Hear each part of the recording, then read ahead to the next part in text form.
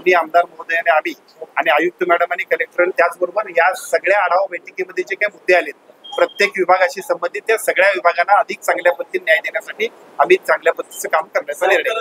हे कोल्हापूर आहे आणि कोल्हापूरची जनता काय करते हे याच्यापूर्वी सुद्धा राज्यानं देशाला आणि जगानं बघितलं. प्रश्न एवढाच आहे की राईट मॉनिटरिंग करणं आणि त्याच्यावरती डिसिजन घेणं या ज्या दोन गोष्टी असतात त्याच्यामध्ये आजच्या आढावा बैठकीमध्ये आम्ही सगळ्यांनी तिघांनी सुद्धा ज्या सूचना दिलेत मला असं वाटतं आणि मला खात्री आहे की आजच्या बैठकीच्या निमित्तानं कोल्हापूर महानगरपालिकेतल्या दर्जेदार सुविधा कशा आम्ही देऊ शकतोय त्याचा रिझल्ट सुद्धा आम्ही मंडळी द्यायला लागतो. आता ठीक आहे, या सगळ्या गोष्टींमध्ये अनेक ज्या काही उणिवा होत्या त्या उणिवांबद्दल सुद्धा आज आम्ही अनेक गोष्टींवरती विशेषतः पाणी पुरवठा विभागामध्ये 7 दिवस शहरातल्या लोकांना पाणी मिळालं नाही याचं उत्तरदायित्व केवळ त्या कंपनीचं नाही तर आमच्या अधिकाऱ्यांनी सुद्धा ज्या चुका केल्या त्याची चौकशी समिती आम्ही नेमली आहे. त्याच्या माध्यमातून जे लोक असतील त्यांच्यावरती 8 दिवसात कारवाई होतील.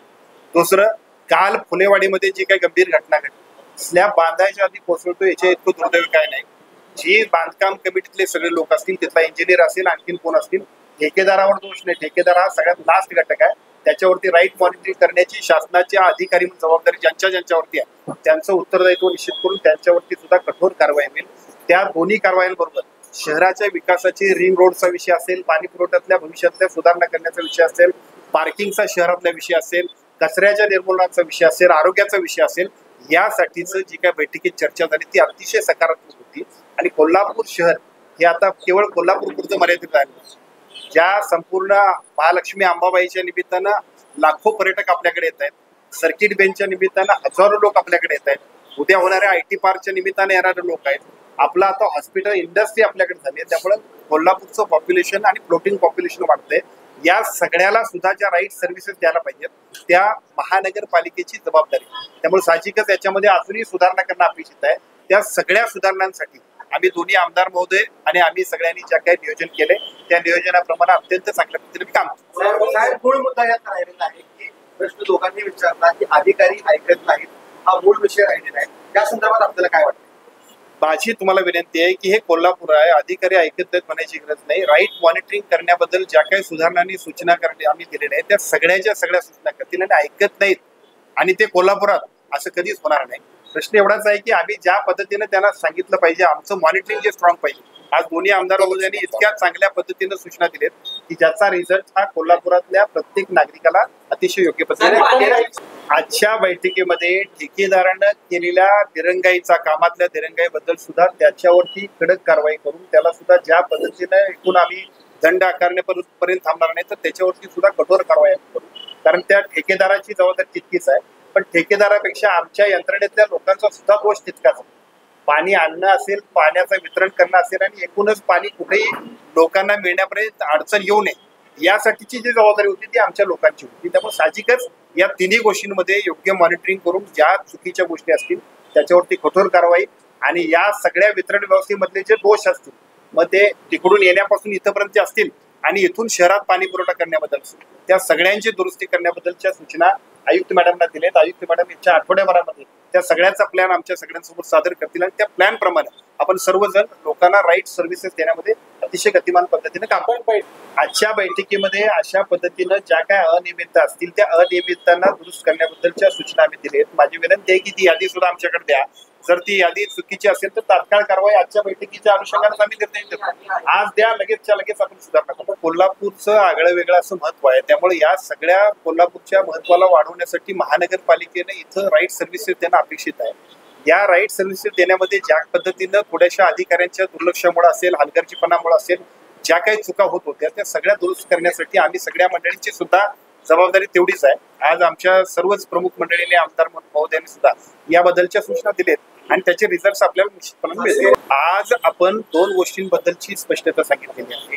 ज्या पद्धतीने DP प्लॅन मध्ये जे ओपन स्पेसेस आहेत ते ओपन स्पेसेस आपल्याला अधिक चांगल्या पद्धतीने सगळ्या सुविधांसाठी ओपन ठेवले पाहिजे आणि दुर्दैवानं अशा दुर्लक्षामुळे असेल, अन्य कारणामुळे असेल, जर अशा ठिकाणी काय अतिक्रमण झालं असेल तर ते अतिक्रमण सुद्धा काढण्याबद्दल कायदेशीर कारवाई आणि त्याच्याबद्दल 8 दिवसाचा ऍक्शन प्लॅन मध्ये त्या सगळ्या कारवाई करण्याबद्दलची आपण सूचना देतो. या सगळ्या गोष्टींना काही आम्ही मंडळी सुद्धा जबाबदार आहोत. म्हणजे आम्ही याचा अर्थ राजकीय मंडळी असू कारण आमच्या सुद्धा जबाबदारी आहेत की लोकांना आम्ही सगळ्या पद्धतीने योग्य मॉनिटरिंग करणं हे आमच्या कर्तव्याचा भाग आहे. पण त्याच्यातल्या सुधारणा होतील. शहराला अपेक्षित असणाऱ्या विकासाचं सगळं काम करण्याची जबाबदारी आम्ही आजच्या आढावा बैठकीच्या निमित्तानं घेतो. मी आज तुम्हाला सांगतो, आज आयुक्त मॅडम इथं आहेत, प्रेसला सुद्धा आहेत आणि याच्यापूर्वी सुद्धा आदरणीय क्षीरसागर साहेब आणि आदरणीय अमन माडिक साहेब सुद्धा या दोघांनी सुद्धा त्या सगळ्या आमच्या इन्स्ट्रक्शन्सला संमती दिलेली आहे. पाणी पुरवठ्यामधले दोषी, बांधकामामधले दोषी, छोट्या मोठ्या लोकांना त्रास देणाऱ्या आणि साधारणतः सामान्य नागरिकाला ज्याने विनाकारण नाटला असेल त्या प्रत्येकाच्या वरती कठोर कारवाई होईल आणि त्याचे रिझल्ट दिसतील. चुकीचं काम करण्याचं धाडस या महानगरपालिकेतला एकही सामान्य कर्मचाऱ्यापासून अधिकारी करणार नाही, एवढा निर्धार आणि एवढ्या निश्चितपणाने कमिटमेंट आम्ही आजच्या आढावा बैठकीत त्याच्यावर आपण टीई केलेली आहे सगळे अधिकारी आणि सस्पेन्शन पण केले, जे इन्व्हॉल्व होते, एफआयआर पण टाकली. पण तो तपास कुठून आलाय का आतापर्यंत? तपास महापालिकेकडून काय कारवाई झाली? पोलिसांना पण तो सगळ्यांनी सस्पेंड केलेले आहे आणि टीई पण त्यांना केलेली आहे. सिनियर ऑफिसर्स आहेत त्यांनी टीई पण जे अधिकारी दोषी सापडले त्यांच्यावरती महापालिकेकडून पोलिसांकडे गुन्हा नोंदवला जाणार आहे का? कारण काही अधिकाऱ्यांवरती बोगस सह्यांचा मला असं वाटतंय की मॅडम बरोबर आहे, पोलिसांच्या इन्व्हेस्टिगेशन कंप्लेंट झाली आहे. नाही महापालिकेकडून तक्रार झाली का?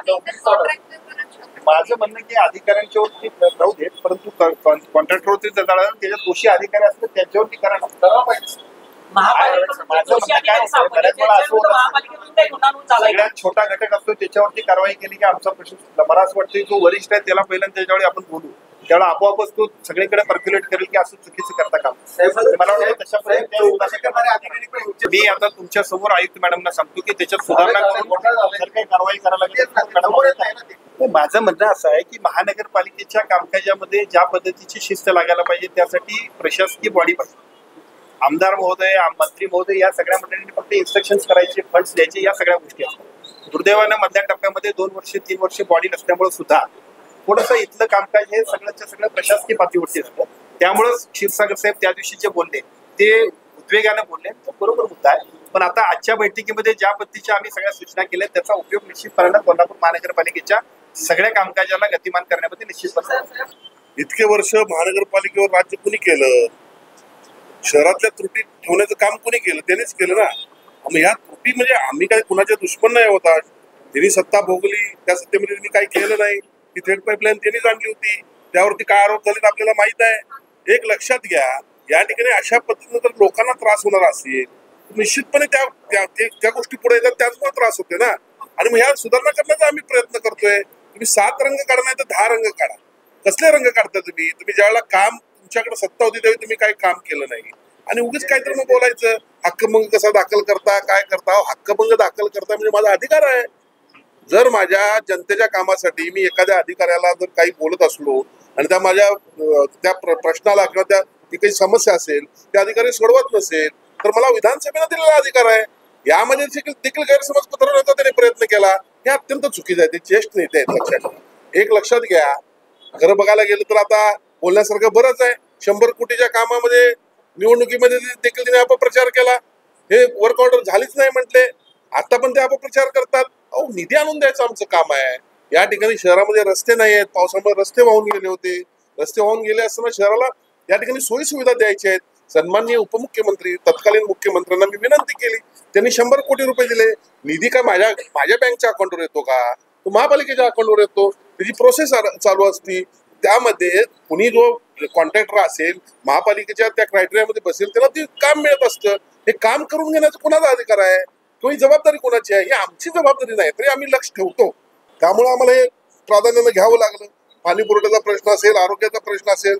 मला साधारण एक गोष्ट लक्षात आली की अधिकारी यांच्या काळामध्ये सतेज पाटील जे म्हणतात पूर्वी 20-25 वर्ष त्यांची सत्ता आहे महापालिकेवर, एवढं हे अधिकारी सोकावलेले आहेत, कुणाचं काय ऐकणच झालेले आहेत. पण सगळ्या अधिकाऱ्यांना मी म्हणणार नाही, काही अधिकारी चांगले देखील आहेत, ते सेवा करत आहेत या ठिकाणी. पण जे अधिकारी चुकतात त्यांच्यासाठी आवाज होतो, हे माझं कर्तव्य आहे. आणि त्यामुळे त्यांनी राजकीय कुठेतरी घेण्यापेक्षा आपली कुठं काही चूक झाली का याचा देखील त्यांनी तपास केला पाहिजे ना. आणि यामुळे सर्वांनी मिळून सुधारणा केली पाहिजे. माझा एक वेगळा स्वभाव आहे, जोपर्यंत चांगलं चाललंय तोपर्यंत चांगलं चाललंय. जिथं अधिकार वापरायचे तिथं अधिकार वापरणार. आणि आज आमचे पालकमंत्री आज अधिकार वापरायची वेळ का आली आमचा? इतके दिवस मी सांगायला लागलोय हे असं कराय, महापालिकेचं उत्पन्न वाढवा, ह्या दृष्टीने हे पहा. हे ज्या वेळेला परिस्थिती निर्माण अशी होईल त्यावेळेला आम्ही अधिकार आमचे वापरणार ना. आणि मग इथून पुढच्या काळामध्ये बघा, आता आम्हाला इथून बसावं लागेल आठवड्याला. सन्मान्य आयुक्त ह्या सक्षम आहेत, मला त्यांच्या बाबतीत काय बोलायचं नाही, पण आपले खालचे अधिकारी जे आहेत, मी मगाशी म्हटलं उद्वेगाने मी म्हणतो पगडा आहे त्याचा. 15-20 वर्षामध्ये हे त्यांचं राजकारण वेगळं आहे. त्यांचं राजकारण जे आहे ते प्रेशराईज करण्याचं राजकारण. आम्ही अशा पद्धतीने कधीच कुठल्या डिपार्टमेंटकडे बघितलं नाही. त्यांचं काम चालू दिलेलं आहे. पण जिथं त्रुटी आहे, जिथं नागरिकांना त्रास होतोय, तिथं मात्र आम्ही लक्ष घालणार आणि त्यात सुधारणा करणार. कोल्हापूरची बदनामी करणारे अधिकारी पाहिजेत त्यासाठी असा प्रश्न कोल्हापूर विचारतो. हे बघा, या सगळ्या गोष्टींना काही प्रोसेस आहे. आता सन्माननीय पालकमंत्री महोदयांनी आयुक्तांना काही सूचना दिलेल्या आहेत, काही आदेश दिलेले आहेत. बघा, प्रत्येक गोष्ट माणूस हा प्रत्येक 100% वाईट नसतो. आपण त्याला सुधारण्याची पण संधी दिली पाहिजे. एखाद्या वेळेला कारवाई केली पाहिजे. बाकीच्या काही लोक सुधारतात ते काही बघितलं पाहिजे. यंत्रणा सुधारण्याचं आपण काम केलं पाहिजे. यंत्रणा मोडण्याचं काम नाही केलं पाहिजे. आणि यंत्रणा सुधारण्याचा आज पाठ हा पहिला होता. निश्चितपणे मला खात्री आहे की सगळ्यांना आपण दोष देऊ शकत नाही. आपल्याच मातीतले अधिकारी आहेत, कुठेतरी सुधारतील, पण अत्यंत जे आहेत चुकतात त्यांच्यावर मात्र निश्चित कारवाई करण्याचे सन्माननीय पालकमंत्री या ठिकाणी. महायुतीनं जो निधी गेल्या 5-7 वर्षामध्ये महापालिकांना दिला, महापालिकेच्या UDCPR मधला बदल असेल, विविध नियमांमध्ये बदल असतील आणि शहर सुधारण्यासाठी जे प्रयत्न केले ते मी या ठिकाणी जबाबदारीने सांगतो की महाआघाडीनं किंवा त्यांनी केलेले नव्हते. जे काही केलंय ते चांगल्याच पद्धतीने काम केलेलं आहे. काही ठिकाणी अशा अडचणी आहेत त्या सुधारण्याचा आम्ही प्रयत्न करत आहोत. बघा, यासाठी ज्या वेळेला गरज पडली त्यावेळी आम्ही सर्वजण एकत्र आलेलो आहोत, म्हणजे एकत्रित आहोतच. पण या ठिकाणी यंत्रणा सुधारण्यासाठी आज आम्ही एकत्र आलेलो आहोत. सूचना सन्माननीय पालकमंत्री महोदयांनी त्यांच्या अधिकारामध्ये प्रशासकांना दिलेल्या आहेत. मला खात्री आहे माणूस असतो, प्रत्येक जण काय अत्यंत चुकीचा नसतो, पण अत्यंत जो चुकीचा आहे त्याच्यावरती कारवाई करायला त्यांनी सांगितलेलं आहे. पुढच्या काळामध्ये जी काय आपल्या कोल्हापूर विषयी लोकांची ओरड होती ती सत्य आहे. नवरात्रमध्ये आलेले नागरिक रस्ते पण ओढायचे, पाणी पुरवठ्याचा विषय होता, आरोग्याचा विषय होता, या ठिकाणी भ्रष्टाचार असतील, यासाठीच आपण एकत्र आलेलो आहे. पुढच्या काळामध्ये आपल्याला दिसणार नाही. कोल्हापूरचा विकास व्हावा यासाठी हातदवाडीचा आमचा प्रयत्न आहे, ते लवकर होणारच आहे. शक्तीपीठ महामार्गाच्या माध्यमातून रिंग रोड व्हावा यासाठी माझा CM साहेबांकडे माझा आणि अंमलजी माडकांचा प्रयत्न आहे. अनेक गोष्टी आम्ही करतोय. आज कन्व्हेन्शन सेंटर 277 कोटीचा आलेला आहे. IT पार्क आपण कोल्हापूरात आणतोय. अनेक गोष्टी आपण करायला लागलेल्या आहे. सर्किट बेंच आलेला आहे. अनेक गोष्टी आपण करतोय. कोल्हापूरचा विकास व्हावा यासाठीच आम्ही प्रयत्न करत आहे. मूलभूत गरजांच्या संदर्भात सातत्यानं आपल्या बैठका होत असतात. अत्यंत काही वेळेला म्हणजे पाणी पुरवठा 8 दिवस पाणी पुरवठा न होणं हे निश्चितपणे चुकीचं होतं. त्यासाठी आज पुन्हा ही बैठक घेतली. आरोग्याचा विषय असेल, रस्त्याचा विषय असेल, हे लवकरात लवकर जसं सन्मान्य पालकमंत्र्यांनी या ठिकाणी सांगितलेलं आहे की पुढच्या 8 दिवसातच 13 तारखेपर्यंत आम्हाला याचा ऍक्शन प्लॅन द्यावा. कुणाचंही लाड आपण करत नाही. आजची बैठक आणि त्याचे रिझल्ट मिळाल्यानंतर त्याच्या प्रतिक्रिया किंवा तुमचा आजचा प्रश्नाचं उत्तर सुद्धा तुम्हाला मिळेल. कोल्हापूरच्या वाहतुकी संदर्भात सन्मान्य क्षीरसागर साहेब आणि अमोल माडिक साहेबांनी या ठिकाणी आयुक्त मॅडमना सूचना दिली आहेत. 8 दिवसांमध्ये कोल्हापूरचे SP आणि त्याचबरोबर सगळ्यांच्या बरोबर एक प्लॅनिंग केलं जाईल. पार्किंगच्या सुविधा वाढवणं आणि वाहतुकीचा शिस्त लावणं. वाहतूक इतकी वाढली की आपल्याला भविष्यात सुद्धा अजून हे खूपच आपल्याला त्याचं नियोजन करावं लागणार आहे. त्याचे रिझल्ट्स घेतल्याबरोबर त्या रिझल्टच्या माध्यमातून लोकांना सुद्धा अतिशय चांगल्या पद्धतीने त्याचा लाभ होईल अशा पद्धतीचं नियोजन आपण करतो. समन्वयाचा अभाव असला तर तो तात्काळ आम्ही त्याला सूचना देऊ. कारण अपेक्षित असं आहे की मुलांना या सगळ्या वाघनख्यां बघण्यासाठीचं जे काय आपण बोलवतोय त्यावेळेला त्याचं नियोजनही पाहिजे आणि आपल्या सगळ्यांच्यासाठी खूप प्राऊड फिलिंग अशा पद्धतीचा तो एकूणच कार्यक्रम असणार आहे. त्यामुळे त्याच्या नियोजनात काय अजून अनियमितता असेल तर तात्काळ आम्ही आताच्या आता ह्या बैठक आठवड्यातून सूचना देऊ. राज्यातल्या आरोग्य व्यवस्थेतल्या स्वच्छतेच्या बद्दलचं जे काही टेंडर काढायचा विषय आहे, पूर्वी एक टेंडरच्या संबंधातला काही कोर्टात विषय होता.